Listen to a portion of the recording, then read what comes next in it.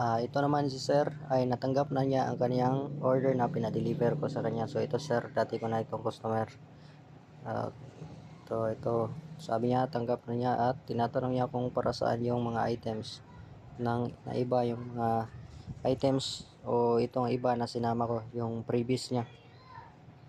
So ang i-order ni sir dito ay itong panlagay sa altar ng bahay. Ito yung mutya na linta na may kasamang bahay niya, yung nakita ko dati. Tapos ito mga freebies yan, para to sa kanyang pwede niya ibigay sa kanyang anak. So ito panlagay ni sir sa wallet. Tapos ito panlagay niya sa pintuan ng kanyang bahay, sa main na pintuan, itong papel na ito. Tapos ang gagawin niya dito ay babalutin ng red na tela, tapos ibitin or idikit itong dalawang bato